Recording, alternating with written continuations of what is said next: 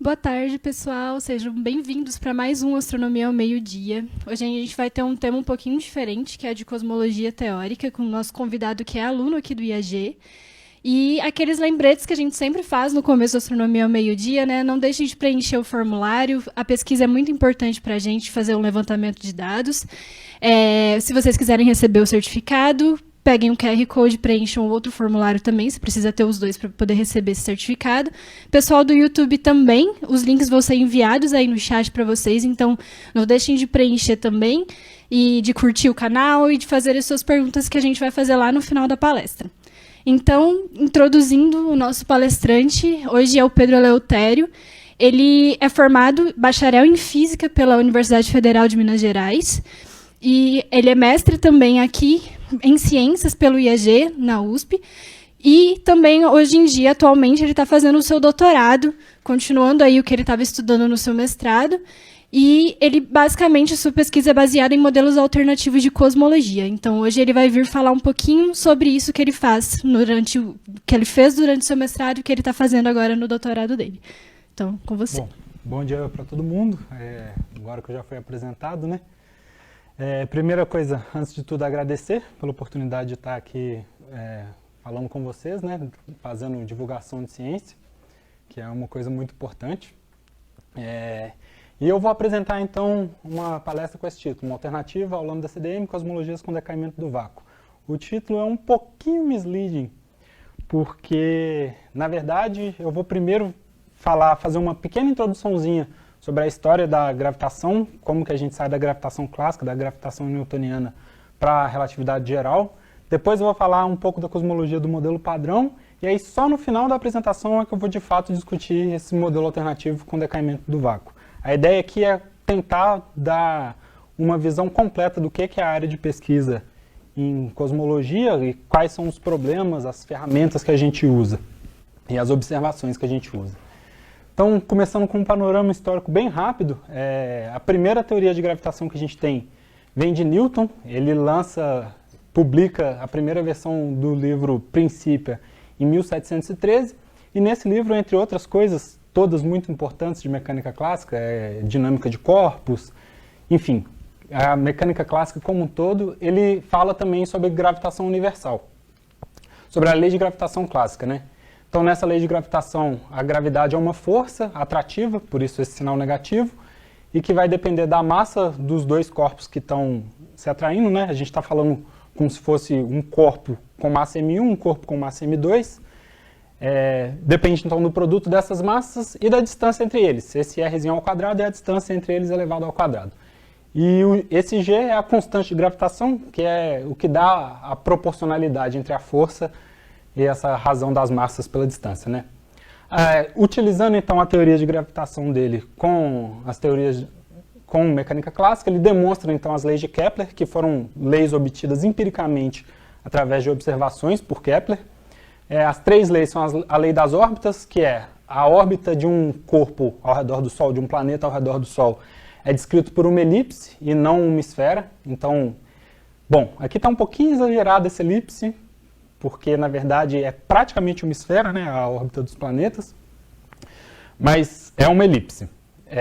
A lei das áreas, que diz que, no mesmo tempo, um corpo vai varrer uma área igual, então não importa se ele está mais distante ou mais próximo do Sol, a área que ele varre no mesmo intervalo de tempo é a mesma. E a lei dos períodos, que fala que a razão do período da órbita de um planeta ao quadrado dividido pela massa ao cubo é uma constante para todos os planetas do Sistema Solar. Então essas três leis foram demonstradas a partir da teoria de gravitação universal de Newton, sendo a primeira grande conquista, né? Assim, teve outras grandes conquistas, mas uma das primeiras grandes conquistas da física teórica. Conseguir descrever teoricamente essas leis. Bom, então a gente demora mais ou menos 200 anos para a gente sair das teorias da mecânica clássica, e em 1905 somente o Einstein publica o primeiro trabalho dele sobre relatividade, em relatividade especial. Relatividade especial vai descrever a mecânica de objetos com velocidades próximas da luz. Então, qual que era o problema? Newton era muito bom para descrever os fenômenos que aconteciam no nosso dia a dia, para descrever a minha interação com o chão, o que acontece quando eu empurro uma mesa, o que acontece se alguém me dá um empurrão. Mas quando a gente vai tratar de objetos muito rápidos, aí ele não é tão bom mais. Então a gente precisava de uma nova teoria para descrever esses objetos muito rápidos, muito energéticos, e a teoria que faz isso é a relatividade especial. E aí, Einstein demora mais 10 anos, depois de publicar a relatividade especial, para publicar o que seria uma teoria de gravitação relativística.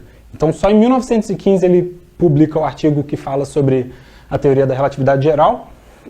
E qual que é a diferença da relatividade geral para a relatividade especial? Na relatividade geral, a gente descreve essa mecânica relativística em referenciais acelerados. Então, a relatividade especial só consegue descrever a mecânica dos corpos para referenciais inerciais, que são referenciais que estão ou parados ou se movimentando de forma com uma velocidade constante, mas não consegue descrever referenciais acelerados. E é exatamente isso que a gente precisa para poder ter uma teoria de gravitação. Porque o campo gravitacional, a força que a gravidade exerce, está completamente ligada com a aceleração. Então você não consegue falar de aceleração sem relatividade geral. E não consegue falar de gravidade, portanto. Bom, e aí, só em 1922 que o Alexander Friedmann, um cientista, se não me engano, alemão, publica o primeiro artigo sobre a curvatura do espaço. Nesse artigo ele obtém as primeiras soluções das equações de Einstein. Ele é o primeiro a fazer isso, se não me engano. E ele modela um universo que está vazio de matéria. Não tem nenhum, é um universo totalmente teórico, não descreveria o universo que a gente observa hoje em dia, mas ele só possui matéria, só possui estrelas, galáxias, não possuiria luz, por exemplo. Então, é uma primeira solução, é uma solução que serve de base para as próximas soluções, mas não descreve o universo observado. Então, a gente vai partir desse ponto aqui para discutir cosmologia. Mas antes, vamos voltar um pouquinho então e discutir um pouco mais as teorias de gravitação. Bom, o que é a gravitação para Newton? Para Newton, a gravitação é simplesmente uma força. É uma força atrativa como qualquer outra força, como a força eletromagnética, como a força elétrica, magnética, enfim, qualquer força para Newton, gravidade é como qualquer outra força.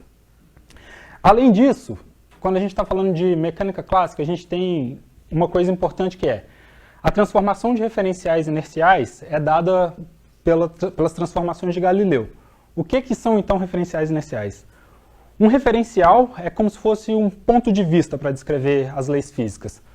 A gente vai utilizar sempre um plano cartesiano para determinar a posição de objetos. E normalmente a gente assume que nós, os observadores, no meu caso eu, no caso de cada pessoa, você, está no centro do universo, no seu referencial. E aí o seu referencial vai ser inercial se você estiver parado ou se movimentando com uma velocidade constante. E qualquer outro referencial que esteja parado com relação a você ou que se mova com uma velocidade constante em relação a você é um referencial inercial também. Um exemplo que fica simples de visualizar isso é pensar em alguém em uma esteira. Se você está vendo a pessoa correr, você está vendo ela parada, ela não sai do lugar, a não ser que ela seja arrastada pela esteira, né? Mas no referencial daquela pessoa ela está correndo, ela está em movimento. Então, para se mudar de um referencial para outro, a gente utiliza essas leis de transformação. Então, no referencial em que eu estaria parado, essa pessoa estaria se movendo com uma velocidade v para frente e a posição que eu enxergaria ela no meu referencial seria x igual a x' mais vt. Bom, é só para dar uma ideia de que quando a gente muda de referencial, a gente muda a forma como a gente está vendo aquilo, né? Bom, e o que são as conquistas da gravitação newtoniana, da gravitação clássica? Ela descreve muito bem o nosso sistema solar. Como a gente viu, ela descreve as leis de Kepler e descreve os movimentos de corpos sob a ação da gravidade superficial terrestre. Então, se eu jogo uma bolinha para o alto, se eu jogo uma pedra, a atração que a Terra tem comigo, com o meu próprio peso, tudo isso é descrito muito bem por Newton, mas a gravitação clássica vai falhar quando a gente tiver campos gravitacionais muito fortes. Então, quais são os problemas da mecânica clássica? São dois problemas. O primeiro, resolvido pela relatividade especial, é de que ela falha na descrição de movimento para corpos com velocidades próximas à da luz. E o segundo principal problema teórico da gravitação clássica é que ela interpreta a gravitação como uma força de ação à distância e instantânea. O que isso significa? Para Newton, se a gente tivesse parado na Terra e o Sol na posição dele, e de repente o Sol sumisse, para Newton a Terra sentiria esse sumiço do Sol instantaneamente. Assim que o Sol sumiu, a órbita da Terra já ia mudar. Ela ia ter uma velocidade de escape e ia fugir. Mas a relatividade especial proíbe que qualquer informação seja propagada acima da velocidade da luz. Então, para a relatividade especial, é muito esquisito que você tenha alguma coisa que aconteça de forma instantânea. Teria que ter pelo menos um intervalo de tempo até que a Terra sentisse que o Sol não está mais na posição dele. Então, esse é o primeiro problema resolvido pela relatividade geral. E aí, na prática, o que são alguns dos problemas que a gente não conseguia descrever corretamente com relatividade clássica? A gente tinha uma previsão incorreta do desvio do periélio de Mercúrio. O periélio esse desvio do periélio é só essa órbita aqui, arredando um pouquinho da posição original dela. Então, a própria órbita gira em relação a um eixo do Sol. E aí, a previsão de quanto essa órbita ia ser alterada por ano era incorreta quando a gente utilizava a teoria de gravitação clássica. A gente precisou de teoria de relatividade para resolver esse problema. E a outra coisa é que, para Newton, a força gravitacional depende de massa. Como luz não tem massa, a gente não tem interação gravitacional com a luz. Bom, então, como é que Einstein modifica esse panorama? Para Einstein, a gravidade deixa de ser uma força e passa a ser uma expressão da curvatura do espaço-tempo. Eu vou dar uma ideia um pouco intuitiva do que espaço-tempo representa alguns slides mais para frente, mas por enquanto o espaço-tempo é essa gradezinha, como se fosse uma cama elástica aqui. Então, quando eu coloco um objeto massivo na cama elástica, ele vai deformar aquela cama elástica, vai deformar o espaço-tempo, e é essa deformação que atrai os corpos. É isso que a gente percebe como força gravitacional, mas é de fato a curvatura do espaço-tempo. E como que ele resolve a questão de ser uma transmissão instantânea? Ele resolve isso por meio de perturbações, então, desse espaço-tempo. Quando uma massa é acelerada no espaço-tempo, ela vai modificar, ela vai mudar como ela está curvando o espaço-tempo, vai perturbar o espaço-tempo, e isso vai ser propagado através do espaço-tempo para as outras massas que estiverem ao redor dela. Isso é o que a gente chama de onda gravitacional, e elas são propagadas na velocidade da luz. Então, no caso do Sol desaparecer misteriosamente, magicamente, a gente vai demorar mais ou menos 8 minutos para perceber que ele sumiu. Até lá vai ser dia como sempre, se estiver de dia, né? E como que altera, então, a trajetória dos raios de luz? Bom, embora a luz não tenha massa, ela ainda precisa percorrer o espaço-tempo. Ela não pode fazer um caminho que seja fora do espaço-tempo. Então, se o espaço-tempo tem uma curvatura, ela vai sentir essa curvatura. Então, se a gente tem uma estrela, por exemplo, que está emitindo luz nessa posição aqui, ela vai emitir o raio de luz paralelo a ela, e aí ele vai fazer uma curvatura quando passar próximo ao Sol e ser observado para a gente. Como a nossa intuição, ou como a descrição normal para a luz é que luz não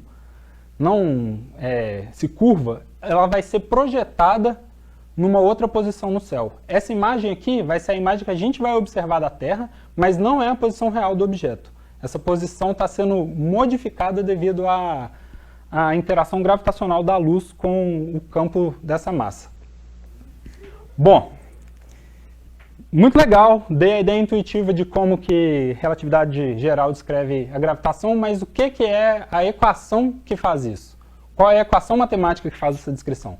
A equação matemática é a denominada equação de Einstein, que é essa equação que está aparecendo aqui na tela, bem bonitinha, né? Na verdade, aqui tem vários detalhes, não dá tempo de discutir tudo, mas só uma coisa que é importante comentar, isso aqui não é uma equação, são 16 equações. Cada um desses índices, mini índices gregos que aparecem aqui, eles vão de 0 a 3, então 4, e a gente tem 4 vezes 4 equações. A gente tem o produto desses índices aqui, do número desses índices, é o número de equações. Não são todas linearmente independentes, mas enfim. Então, o que essa equação aqui está dizendo para a gente? Essa equação, ela tem esse lado direito está toda a geometria do espaço-tempo. O que significa a geometria do espaço-tempo? Se a gente lembrar daquela cama elástica, a geometria do espaço-tempo é como se descreve a curvatura dele, como se descreve as distâncias naquela cama elástica. E o lado direito dessa equação é o conteúdo material de uma região do espaço-tempo. Então, no caso daquelas camas elásticas, por exemplo, que a gente estava vendo no slide anterior, o conteúdo material dessa aqui de cima seria a Terra. O conteúdo material aqui seriam 2 estrelas de nêutron, eu suponho. O conteúdo material aqui teria o Sol, teria a Lua, enfim. Então, esse T-mini indica para a gente o que tem naquela região do espaço que a gente está observando. Mais do que isso, só um comentário importante, esse lambda aqui é o que a gente chama de constante cosmológica, normalmente. No caso do modelo lambda CDM, ele é de fato uma constante, e ele pode aparecer aqui tanto com sinal positivo quanto com sinal negativo. Eu prefiro escrever com sinal negativo.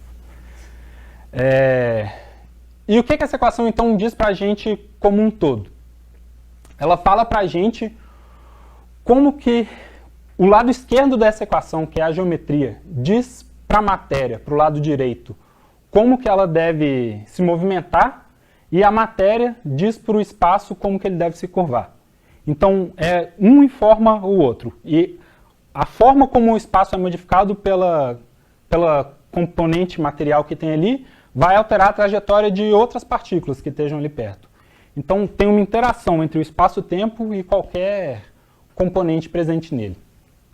Bom, o que a gente precisa então para fazer uma cosmologia saindo das equações de Einstein? A gente precisa de 2 coisas. A gente precisa determinar qual é a nossa métrica, porque determinada essa métrica a gente vai determinar o lado direito dessa equação, e a gente precisa determinar qual é a componente material que a gente tem no nosso universo. Então, para determinar qual é a nossa métrica, a gente usa o princípio cosmológico. O que é esse princípio cosmológico? A gente supõe, a priori, que o universo é homogêneo e isotrópico, e depois a gente confirma isso com observações. O que eu quero dizer? Se não fosse homogêneo e isotrópico, os modelos que a gente teria com homogeneidade e isotropia não descreveriam o universo que a gente observa. Então, a gente primeiro supõe que é homogêneo e isotrópico e confere isso com observações. Essa homogeneidade e isotropia determina para a gente qual a métrica que vai ser utilizada. A métrica utilizada tem essa carinha bonita aqui, não é tão importante assim, é só como medir distâncias no nosso espaço-tempo. Aqui, a gente está vendo, se a gente tivesse num universo estático, esse termo A de T, que eu vou chamar de fator de escala, ele seria uma constante, né? Normalmente seria escolhido como 1 se a gente estivesse num universo estático. E as outras componentes é só uma descrição do Teorema de Pitágoras, basicamente. Bom, então isso aqui é só o Teorema de Pitágoras, basicamente escrito em coordenadas de uma esfera. A gente, ao invés de utilizar um plano cartesiano, a gente está usando, entre aspas, uma esfera cartesiana. E aí o Teorema de Pitágoras fica escrito dessa forma. E isso aqui, tudo com a componente do tempo também, é como se fosse o Teorema de Pitágoras para 4 dimensões. Não é exatamente isso, mas é como se fosse. Então, o que mais que a gente precisa? Do tensor energia-momento para descrever o conteúdo material do universo. O que a gente quer descrever? A gente quer falar que o universo tem estrela, a gente quer falar que o universo tem luz, a gente quer falar que o universo tem neutrinos, tem partículas. Então, tudo isso tem que entrar no nosso tensor energia-momento. Esse aqui é a expressão para o tensor energia-momento. Isso é o tensor energia-momento de um fluido perfeito. Também não vou entrar muito em detalhe aqui, mas ρ seria a densidade ou a densidade de energia, como se fosse a massa por volume, a energia por volume de um conteúdo material, e P seria a pressão desse conteúdo material. Essa pressão e a densidade estão relacionadas por uma equação de estado, que é P igual a ômega rho, e cada vez que a gente muda esse ômegazinho aqui, a gente muda qual é a componente que a gente está descrevendo. Então, se eu tiver ômega igual a 1, eu vou estar descrevendo matéria rígida. Se eu tiver ômega igual a 0, eu vou estar descrevendo matéria normal, estrelas, galáxias. Lembrando sempre que em cosmologia partículas são galáxias, né? E se eu tiver 1/3, vou estar descrevendo luz. Então, o que é importante daqui? Que quando eu mudar o meu ômega, eu vou estar falando de uma componente diferente do universo. Bom, então deixa eu tentar dar uma ideia intuitiva do que é o espaço-tempo. A gente pode pensar, se a gente tivesse um universo isotrópico e homogêneo, ele seria o mesmo em todas as direções, aproximadamente o mesmo em todas as direções. Para qualquer lugar que eu olhar, ele teria que ser o mesmo. Isso parece um pouco contraintuitivo, porque, bom, numa noite de lua cheia, se eu olhar para a lua, eu vou estar vendo a lua, se eu olhar para o outro lado, eu não vou estar vendo a lua.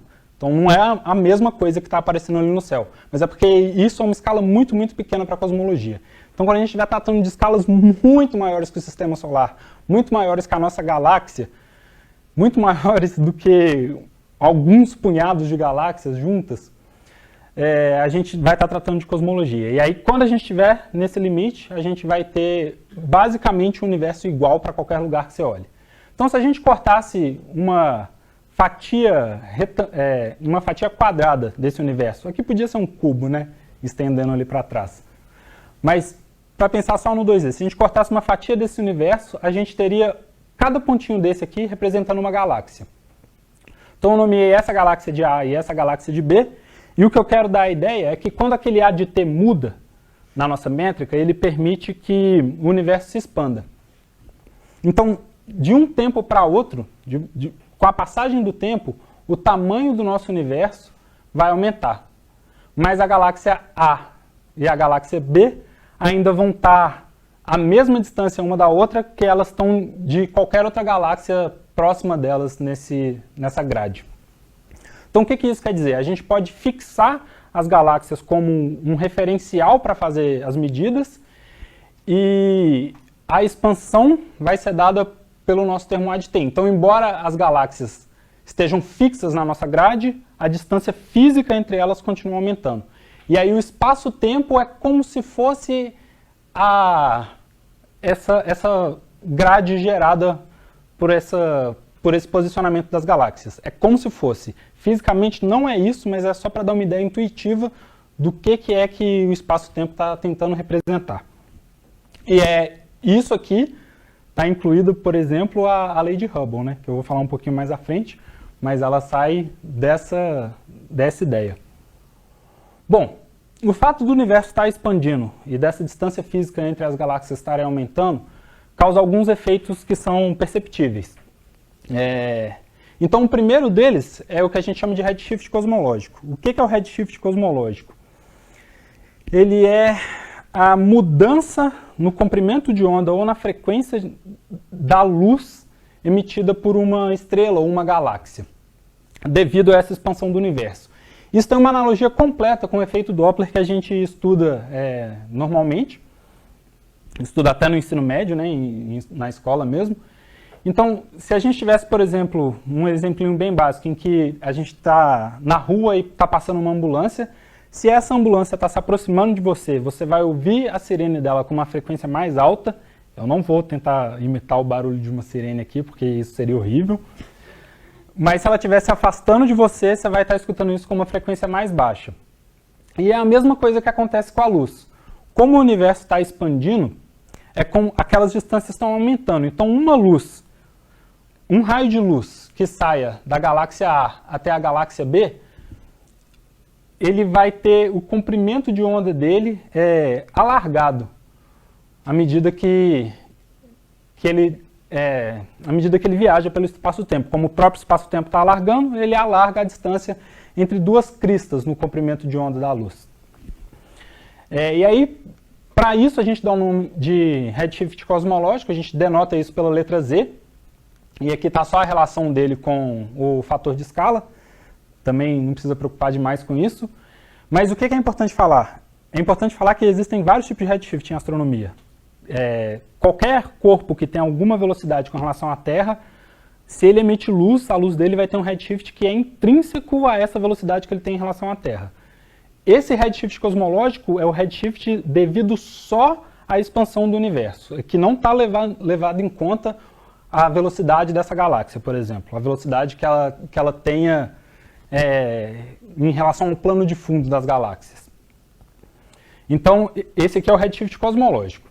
Bom, e como que a gente mede distância? Eu estou falando de distância o tempo todo em cosmologia. Como que a gente mede distância em cosmologia? Na verdade, a gente precisa do que a gente chama de escada de distância cósmica. Por quê? A gente vai utilizar métodos diferentes para cada região de interesse na astronomia. Então, quando a gente está tratando do sistema solar, a gente tem alguns métodos de medida para determinar qual é a distância de objetos no sistema solar. Se a gente estiver tratando de estrelas no plano de fundo, de estrelas, por exemplo, da nossa galáxia comparada com estrelas do plano de fundo, a gente tem a paralaxe para poder medir qual é a distância que a gente está delas. Enfim, a gente tem várias formas de medidas de distância. E o que a gente faz? A gente usa essas medidas de distância mais próximas para calibrar as nossas medidas de distância e, com isso, poder ter certeza, ter confiança em uma medida de distância que a gente faça para objetos mais distantes. Então, por exemplo, o que eu quero dizer com isso? A gente pode observar uma supernova, por exemplo, na nossa galáxia, determinar qual é a distância que a gente tem dela por um meio cinemático, e a partir disso a gente vai saber, porque ela é uma supernova e, portanto, uma vela padronizável, a gente vai saber qual é a luminosidade absoluta dela, a magnitude absoluta, o brilho que ela emite logo ali próximo a ela.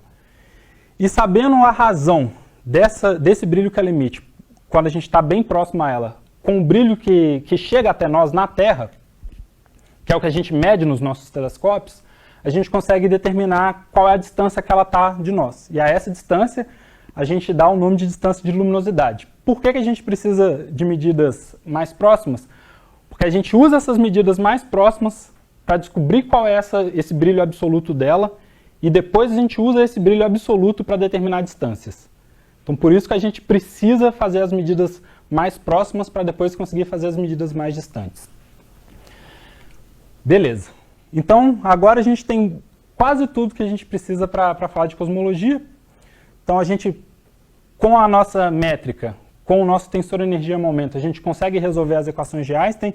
Eu não vou colocar uma dedução de como que você resolve as equações de Einstein aqui, porque a gente podia passar mais umas 2 horas falando só sobre isso. Mas então a gente fica com 2 equações. A primeira equação é essa aqui, que relaciona o parâmetro de Hubble. Esse parâmetro de Hubble aqui é a taxa de expansão do universo. Ele não é o que a gente chama de constante de Hubble. Eu vou explicar a diferença depois. Mas isso aqui dá pra gente basicamente qual é a velocidade com que as galáxias estão se afastando. Então, essa primeira equação relaciona a densidade de energia, as componentes do nosso universo, com essa taxa de expansão. E a segunda relaciona a aceleração dessa expansão com a densidade. Se vocês lembrarem, esse P tem uma relação com densidade, então, embora aqui esteja a pressão, eu poderia escrever isso em termos da densidade também. Se a gente, então, junta essas 2 equações aqui, a gente consegue obter uma expressão para conservação de energia dentro do universo. Isso aqui, na verdade, não precisaria juntar as 2 equações. Essa equação de conservação de energia está implícita nas equações de Einstein, mas também é possível obter elas fazendo uma combinação dessas 2 primeiras equações. E o que essa equação aqui diz para a gente? No que a gente está interessado, bom, ela diz que a energia em um sistema fechado se conserva. E como que é essa conservação? A produção, a mudança na densidade de energia das partículas, seja ela aumentando a densidade de energia ou diminuindo a partir da contrabalanceado pela diluição que a expansão do universo causa. Mas o mais importante daqui é que ela dá para a gente como que as densidades de energia evoluem no nosso universo. Então aqui é esse A, que é o fator de escala que eu mostrei na métrica, ele dá basicamente para a gente a distância. Então se a gente considera o vácuo seria a ausência de qualquer matéria, seria uma densidade de energia que não tem matéria associada a ela, é como se fosse um espaço vazio, sem partícula nenhuma, sem estrela, sem luz, sem fóton, sem neutrino, sem nada, mas mesmo assim tem uma densidade de energia ali. Isso é o vácuo. E ele tem uma equação de estado bem característica, que é P igual a menos ρ. Quando P é igual a menos ρ, esse termo aqui da equação vai se cancelar, a gente vai ficar com a taxa, como o ρ da energia escura, do vácuo, muda, é nulo. Se é nulo, significa que é uma constante. Se é uma coisa que não varia com o tempo, significa que é uma constante. Bom, então, para ser um pouco mais rápido, para o caso da matéria bariônica, a gente vai ter que, ao invés de ser uma constante, ela vai decair com o fator de escala ao cubo, e para a radiação vai decair com o fator de escala ao quarto. Isso está representado nesse gráfico aqui. Nesse gráfico, o tempo está evoluindo da direita para a esquerda. Então, quanto mais na direita do gráfico, mais no futuro, mais no passado. Quanto mais à esquerda no gráfico, mais no futuro. A gente vê que a densidade de energia da radiação começa dominando, ela é maior do que as outras, passa um tempo e ela cruza. Ela passa para baixo da densidade de energia da matéria. Isso porque ela decai mais rapidamente. Mas a densidade de energia do vácuo continua constante, e é o fato dela continuar constante, dominar nesse finalzinho aqui, que faz com que o nosso universo seja acelerado. Bom, a evolução do parâmetro de Hubble é descrita por essa equação. Aqui o importante é só chamar a atenção que tanto o ômega lambda, tanto o H0 quanto o Z normalmente são observacionais, e a gente pode usar essa equação para determinar quais são o ômega lambda, o ômega m e o ômega da radiação do universo. O que são esses ômegas lambdas? São basicamente a porcentagem que a radiação, o vácuo ou densidade ou energia escura e a matéria representam em relação ao total. Então, por exemplo, o ômega do lambda é 0,7, isso significa que ele representa 70% do universo, da componente material do nosso universo. E o que é importante daqui? É falar que o modelo cosmológico é registrado pela distância de luminosidade. Se a gente vai tentar calcular a distância de luminosidade cosmológica para os objetos, vai aparecer aqui esse termo que depende dos ômegas, que depende dessas porcentagens de energia. Então, depende intrinsecamente do nosso modelo utilizado. Então, como que a gente faz para obter... Quais são as observações que nos permitem obter, por exemplo, o H0? A gente tem uma relação da velocidade de afastamento de galáxias que a gente observa da Terra com a distância até elas, e a taxa de proporcionalidade é dada pela constante de Hubble. Essa que a gente chama de constante de Hubble é o valor do parâmetro de Hubble hoje. Então, o parâmetro de Hubble é uma coisa que muda com o tempo. Hoje ele tem um valor que a gente chama de constante de Hubble, porque no nosso tempo de vida vai ser constante, não vai mudar. Então, esse aqui é um gráfico que mostra didaticamente, como que se obtém esse H0. Você plota a velocidade em relação à Terra das galáxias, de galáxias que você observar, e a distância entre elas, ou seja, você precisa saber qual é a velocidade dessas galáxias e qual a distância que ela tem até a Terra. Você plota esse gráfico, aproxima a melhor linha que você conseguir para descrever todos esses pontos, a linha que esteja na média mais próxima de todos eles, e aí a inclinação dessa linha vai dar para a gente o valor de H0. Esse é um gráfico didático e esse é um gráfico de observações de fato. Só para mostrar que não é tão simples quanto parece, né? Que cada um desses pontinhos vai ser uma observação, tem os erros envolvidos, enfim. É basicamente o mesmo gráfico, passa a mesma ideia, só que era só para poder mostrar um gráfico de pesquisa de fato, que não fosse só didático. E aí a gente consegue determinar o valor para o H0, esse Hzinho que aparece aqui na fórmula é só porque a gente tem uma discussão de qual que é o valor de fato de H0, porque medidas diferentes, formas diferentes de medir ele dão valores diferentes. E como que a gente faz então para determinar essas porcentagens de densidade de energia? A gente vai ter que observar várias supernovas, que são eventos muito energéticos, que têm um brilho muito grande, por isso permitem a gente observar elas de muito longe. E como eu disse antes, a gente consegue saber com confiança qual é o brilho que elas têm lá onde elas estão emitindo, e aí a partir disso a gente consegue então determinar a distância de luminosidade delas, e a gente consegue determinar também o redshift delas. Fazendo isso, a gente vai pegar várias observações dessas supernovas e vai tentar fazer com que aquela equação para a distância de luminosidade descreva a distância para todas essas supernovas que a gente observar. Então, se a gente observar 1000 supernovas, uma mesma equação tem que descrever a distância para todas elas. E para fazer isso, a gente vai escolher alguns parâmetros para esse ômega de lambda, para o ômega de m e para o ômega de ρ. E aí, quando você faz isso, você determina de forma observacional, então, quais são esses valores. Aqui tem um valor aproximado deles, utilizando o H0 como 72 km por segundo por parsec. A gente tem aproximadamente 70% de energia escura e aproximadamente 70% de matéria escura e matéria bariônica. Qual que é a diferença entre matéria escura e matéria bariônica? Energia escura a gente sabe que é o que faz o universo acelerar. Matéria escura e matéria bariônica, para a equação de estado, para aquele ômegazinho que eu falei que descreve as componentes do universo, não tem diferença nenhuma, mas a gente observa que a gente precisa de pelo menos 30% de matéria escura para descrever os efeitos para descrever a nossa distância de luminosidade. Só que essa matéria bariônica, obtida de outras formas, é bem menor. Então essa matéria escura, na verdade, é uma matéria que está faltando para poder descrever o modelo cosmológico de maneira correta, e ela aparece faltando também em vários outros fenômenos da astronomia.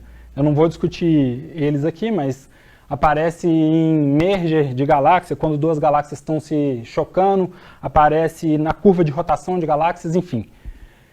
Bom, e aí com tudo isso determinado, com os ômegas determinados, a gente consegue calcular a idade do universo com essa expressão, isso dá mais ou menos 13 bilhões de anos. Bilhões de anos. Não é só a supernova que a gente usa para poder fazer um modelo de cosmologia. Aqui a gente tem um gráfico em que a gente tem o ômega lambda plotado em função do ômega m. Esses círculos escuros são as medidas feitas por meio de supernova. Quanto mais no centro da medida, maior é a nossa confiança nessa medida. As medidas verdes são feitas por outra forma e as medidas laranjas são feitas ainda por outra forma. Então, o que a gente chama de modelo padrão da cosmologia é o modelo que coincide com o melhor ajuste para essas três formas de observação. Então, o modelo padrão estaria residindo nessa interseção aqui, que é mais ou menos 0,7 de ômega lambda e mais ou menos 0,3 de ômega m. Bom, então uma dessas medidas aqui é a radiação cósmica de fundo. Só falar brevemente do que é a radiação cósmica de fundo. Essa radiação cósmica de fundo é basicamente a luz proveniente de fótons que se propagam desde a época da formação dos primeiros átomos de hidrogênio. Então, quando os átomos de hidrogênio se formam, eles liberam um elétron. Esse elétron percorre desde a época que ela se formou, desde a época que ele se formou até hoje. Então, são 13 bilhões de anos que esse fóton propagou até chegar em nós. E ela foi detectada pela primeira vez em 1965 por Penzias e Wilson. São dois astrônomos americanos que nem queriam detectar essa radiação cósmica de fundo. E ela tinha sido prevista teoricamente. Já tinham físicos que tinham previsto que, para um modelo de Big Bang, tinha que ter essa radiação cósmica de fundo. Mais importante também é notar que o espectro dela é extremamente bem ajustado a um espectro de corpo negro. Essa linha cheia nesse gráfico representa um espectro de corpo negro teórico, e esses pontinhos aqui são medidas reais que representam o espectro dessa radiação cósmica de fundo. É interessante notar que ela é muito isotrópica, e isso a princípio seria estranho, porque regiões de um lado e de outro lado desse diagrama aqui, que está representando também essa radiação cósmica de fundo, eles estão casualmente desconexos. O que isso significa? Que eles estão longe e distantes para que uma coisa que aconteça em uma região não influencie uma coisa que aconteça na outra, mas mesmo assim todo esse diagrama tem mais ou menos a mesma temperatura. Essas diferenças que a gente vê que parecem muito gritantes, de um vermelho mais escuro e um azul mais escuro, são na ordem de microkelvins. Então a temperatura da radiação cósmica de fundo é aproximadamente 3 kelvins, e essas diferenças, essas anisotropias da radiação são da ordem de 10 a menos 6 kelvins, então elas são praticamente inexistentes. Então é muito isotrópica essa radiação cósmica de fundo, que bate com a nossa previsão de que o universo tem que ser homogêneo e isotrópico. Mas como que a gente explica, então, esse fato de que regiões tão distantes no céu, ainda assim, tiveram de alguma forma contato suficiente para que a temperatura dessa radiação ao longo do céu todo seja a mesma? A melhor forma que a gente tem de explicar isso é o que a gente chama de cenário inflacionário. Ele foi proposto pela primeira vez em 1981 pelo Guth, e ele é um período marcado pelo crescimento exponencial do fator de escala. O fator de escala, ao invés de crescer com uma forma linear, por exemplo, cresce com uma exponencial. E o que isso faz? Isso pega um universo vindo logo depois do Big Bang, que está basicamente condensado em um ponto, e expande ele em alguns segundos a quase o tamanho que ele tem atualmente. Então, por que isso explica a isotropia da radiação cósmica de fundo? Porque antes de acontecer a inflação, todos esses fótons estavam ali próximos, interagindo uns com os outros, e aí depois que aconteceu a inflação, eles foram espalhados, e é nesse espalhamento, nessa expansão que acontece, que faz com que eles percam energia. Ajuda eles a perderem energia, né? E à medida que o tempo passa, eles perdem mais energia, enfim. Chegam para a gente com uma energia baixa e com a mesma energia vindo de qualquer região do céu. Bom, além disso, a inflação também explica a origem de sementes primordiais, resolve o problema do porquê que o universo é plano. O cenário inflacionário é absolutamente imprescindível para o modelo padrão. Mas qual que é o problema? Esse cenário ele é colocado à força no nosso modelo. O modelo lambda-CDM ele não prevê a existência de um cenário inflacionário. Então, o nosso modelo de cosmologia atualmente é lambda-CDM, energia escura e matéria escura, mais inflação. Bom, aqui é só um gráfico representando o que é essa inflação. Essa inflação seria esse instante aqui bem próximo do início, em que ele sai do tamanho inicial dele e vai quase para o tamanho que ele tem hoje em dia. É uma expansão acelerada de forma análoga à que a gente vê hoje em dia no universo, né? Então, o que são as principais evidências da cosmologia? É a previsão... É a previsão do espectro da radiação cósmica de fundo, com uma precisão absurda. É a previsão da nucleossíntese, que é a taxa de abundância de hidrogênio e hélio no início do universo, o tanto de hidrogênio e o tanto de hélio que a gente tinha no universo. A descrição da aceleração do universo e a descrição das estruturas de larga escala. Quais são os principais problemas? Os principais problemas que a gente tem o principal problema que a gente tem atualmente para resolver é que existe uma discrepância nos valores que a gente obtém para H0 vindo de CMB, da radiação cósmica de fundo, ou das medidas por supernovas. Se vocês repararem, algum tempo atrás, até, sei lá, 2012 mais ou menos, as medidas, o ponto central aqui já estava bastante distante, mas pelo menos dentro do erro, essa linha vertical, elas concordavam entre si. Tinha uma chance de que tivesse no erro essa discordância. Mas desde 2014 a gente já tem esse valor estabelecido fora do erro. Então, ou existe algum problema em como a gente descreve a física do universo primordial, a física da inflação, a física da radiação cósmica de fundo, ou existe um problema em como a gente descreve o universo atualmente, a dinâmica do universo que a gente observa atualmente, ou tem algum problema nas nossas observações. Enfim, é um problema em aberto e que é convidativo para qualquer pesquisador que queira entrar em cosmologia. Bom, além disso, a gente tem o que eu falei da adição forçada do cenário inflacionário, a gente tem essa inflação incluída à força no modelo, e a gente tem o problema da natureza do setor escuro. A gente sabe que é importante que energia escura e matéria escura existam para descrever o universo que a gente observa, mas a gente não sabe o que é, nem a energia escura, nem o que é a matéria escura. A gente não sabe qual é a física que descreve elas. A gente não sabe se a matéria escura é composta por partículas ou é composta por objetos massivos, como, não sei, buracos negros primordiais, enfim. Existe toda uma área discutindo qual que é a natureza desse setor escuro. Então agora, finalmente, eu vou apresentar uma das alternativas para o modelo padrão, que é um modelo em que a gente trata a constante cosmológica, o nosso lambda, não mais como uma constante. A gente vai supor que esse lambda que antes era uma constante, agora é uma função do tempo. Se vocês repararem, eu não estou escrevendo lambda de t aqui embaixo, estou escrevendo lambda de h, isso porque h é uma função do tempo, então lambda de h é uma função do tempo, implicitamente. Bom, o que é essa descrição aqui? Essa descrição aqui dá um valor constante para a gente, que vai ser o valor final da nossa densidade de energia do vácuo, quando a gente estiver chegando no final do nosso universo, descrita por esse HF. Uma correção para a dinâmica do universo dominado por matéria, que é dada por esse nizinho. Esse ni é um número real, um número natural qualquer, e muito pequeno, próximo de zero. E essa descrição aqui, bom, esse valor aqui é o valor do parâmetro de Hubble inicial. E essa razão aqui mostra para a gente como que está decaindo, porque o H nunca vai ser maior do que HI, então essa razão aqui sempre diminui. Isso aqui em algum momento vai a zero, isso aqui também em algum momento vai a zero, basicamente, a gente vai ficar só com esse termo, que vai ser o valor da densidade de energia do vácuo no final do universo. Bom, nesse modelo, a diferença dele, uma das diferenças dele para o modelo lambda CDM é que a equação de conservação de energia é modificada, ela vira uma equação de balanço de energia.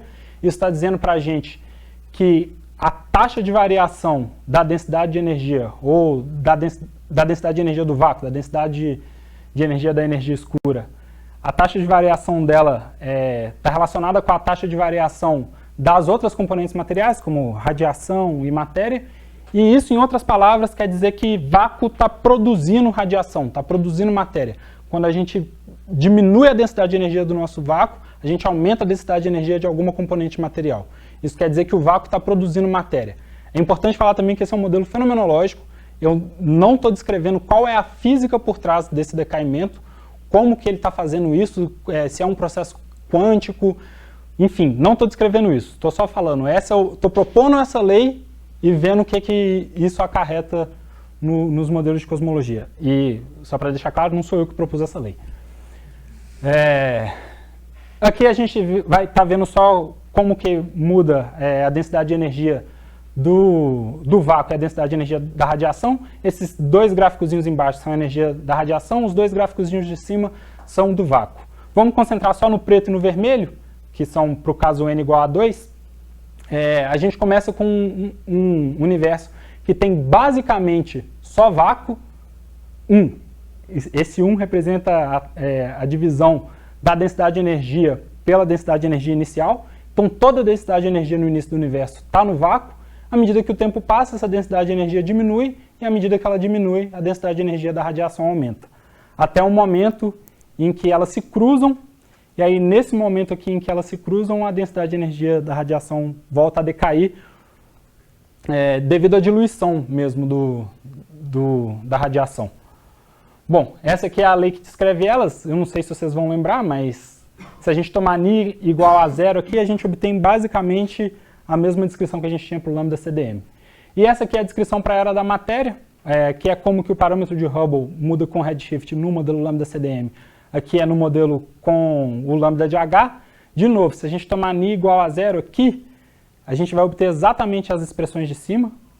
Se a gente toma ni... Bom, aqui fica mais fácil de ver. Se a gente toma ni igual a zero, fica ρm0a ao cubo, e aqui ρm0a, 0 sobre a ao cubo.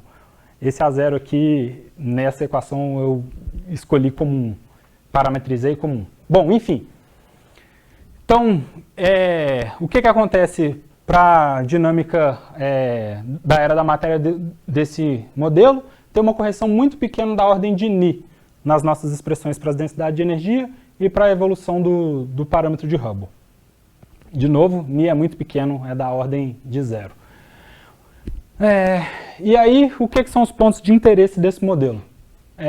O principal ponto de interesse desse modelo é que a gente pode escrever uma equação da dinâmica desse modelo, de como que o H evolui, a taxa de variação desse H no tempo. Isso aqui é basicamente outra forma de escrever a equação de conservação de energia. Isso aqui é a equação de conservação de energia, mas escrito em termos só do parâmetro de Hubble. Quando a gente tiver H próximo de HI ou H próximo de HF, lembrando que HI é muito maior do que HF, o valor inicial é muito maior do que o valor final desse parâmetro de Hubble, ele só decai.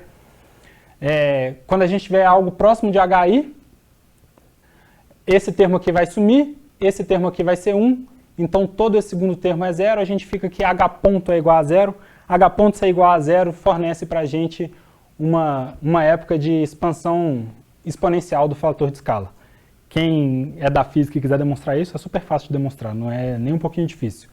E aí a única diferença entre se a gente está no início ou no final do universo é o valor desse H aqui. Se for no final do universo HF, no início do universo HI. Como o HI é muito maior do que HF, a expansão no início do universo é muito mais forte do que no final. E aí o que esse modelo descreve para a gente? Ele descreve um cenário inflacionário que aparece naturalmente no nosso modelo. Descreve um cenário inflacionário que aparece naturalmente no nosso modelo e... Meu Deus, perdi o fio. Bom, descreve um cenário inflacionário inicial que aparece naturalmente no nosso modelo, que é uma coisa que o Lambda CDM não consegue fazer, então isso é uma vantagem muito grande desse modelo, e relaciona essa inflação inicial com essa era de expansão acelerada que a gente vive hoje em dia no universo. A descrição, no final das contas, é a mesma, pelo menos para esse modelo, e a única diferença seria que esse HF aqui no final é muito menor do que o HI. Então aqui é só para mostrar de novo como que as densidades evoluem com o tempo. Esse aqui é para o modelo Lambda CDM, considerando uma constante cosmológica. Isso aqui seria a densidade de energia do vácuo, ela começa em 1. Do vácuo ela começa em... peraí, que está ao contrário de novo.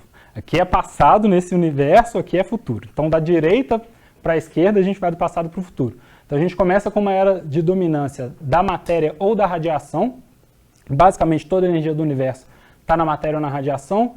À medida que o tempo passa, existe uma troca, a densidade de energia escura começa a dominar e isso faz com que o nosso universo seja acelerado mais ou menos hoje em dia. Esse círculo aqui representa hoje em dia no nosso universo. Nesse caso aqui, esse círculo está marcando esses círculos estão marcando as eras de igualdade, esse círculo seria o momento atual do universo e esse círculo seria o primeiro momento de igualdade. Porque qual que é a diferença desse modelo para o modelo Lambda CDM? A gente começa com um vácuo dominando, ao contrário aqui que a gente começava com radiação e matéria. Esse vácuo decai, gera as componentes materiais do universo, e aí o tempo passa, essas componentes materiais são diluídas pela expansão do universo, e porque elas são diluídas naturalmente, então elas começam a decair, e aí a parte constante da densidade de energia do vácuo domina e causa uma nova região de aceleração do universo. Bom, eu falei basicamente do primeiro problema, que era o problema da inflação e como que ele resolve. É possível, pode ser que ele consiga pelo menos dar um palpite sobre como resolver a tensão supernova CMB. Porque eu não vou entrar muito em detalhes, mas as medidas de CMB também dependem do modelo que você está escolhendo. Então, se você está escolhendo um modelo, entre aspas, errado para descrever o seu universo primordial, você obteria um valor de Hubble para esse modelo que não bate com o que a gente observa pela cinemática. Não sei se ficou claro, mas mudando o modelo, tendo um modelo com decaimento do vácuo, esses valores que a gente observaria, mediria pela radiação cósmica de fundo seriam diferentes. E o que eu quero tirar de conclusão com isso aqui? Basicamente, o que eu tentei fazer foi mostrar para vocês, desde os princípios matemáticos que a gente precisa, das leis físicas que a gente precisa, de gravitação, até observações, modelos diferentes para cosmologia, enfim, quis dar um panorama geral da área de pesquisa em cosmologia teórica. Claro que eu deixei 1 milhão de coisas de fora. Falar que ela possui uma interface muito grande com diversas áreas da física. Eu não deixei isso muito claro, talvez em alguns momentos, mas ela tem interação com termodinâmica, com mecânica quântica, com relatividade geral, enfim, com quase toda a área da física aparece em cosmologia. E deixar também que ela é um caminho para investigar 2 dos maiores mistérios que a gente tem na física hoje, que é a gravitação quântica e a natureza das componentes escuras. Eu devo ter passado alguns bons minutos do meu tempo.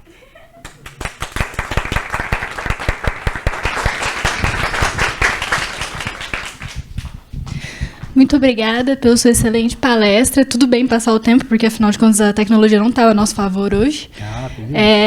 A gente está em cima do tempo, mas se alguém quiser fazer uma pergunta, dá tempo. Só uma? Vamos ver. Alguém? Ninguém. Depois a gente passa a sala do Pedro para quem tiver alguma A gente pode passar o e-mail dele. A gente teve problema na queda do YouTube.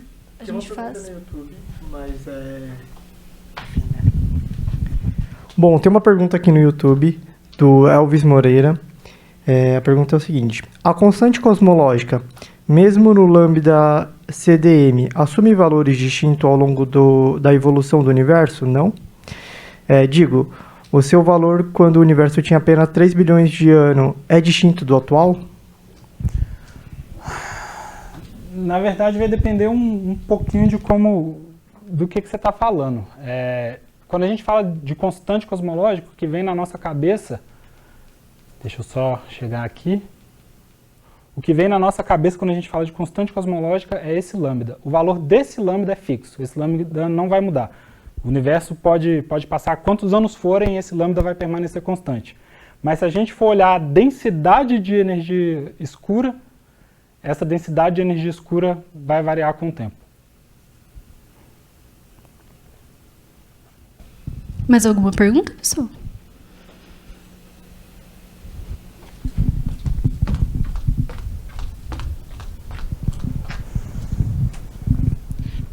Olá, Pedro. Então, eu queria perguntar sobre se você tem alguma ideia, alguma proposição assim, de como a gente poderia observar essa relação entre o decamento do vácuo versus o lambda CDM. Se teria alguma hipótese que vem do modelo que a gente poderia testar de fato? Então, isso é a minha pesquisa de doutorado, né? A ideia da minha pesquisa de doutorado é descrever esse modelo de decaimento do vácuo na linguagem de campos escalares, porque essa linguagem de campos escalares permite a gente descrever as perturbações na época da inflação e aí a evolução dessas perturbações na época da inflação, não só das perturbações escalares, que é o que dá origem às galáxias, por exemplo, mas também das perturbações tensoriais, que seriam as ondas gravitacionais primordiais vindas dessa época. A descrição de como que elas evoluem seria diferente da descrição do modelo lambda CDM. Então seria uma forma de comparar e testar qual modelo está descrevendo melhor.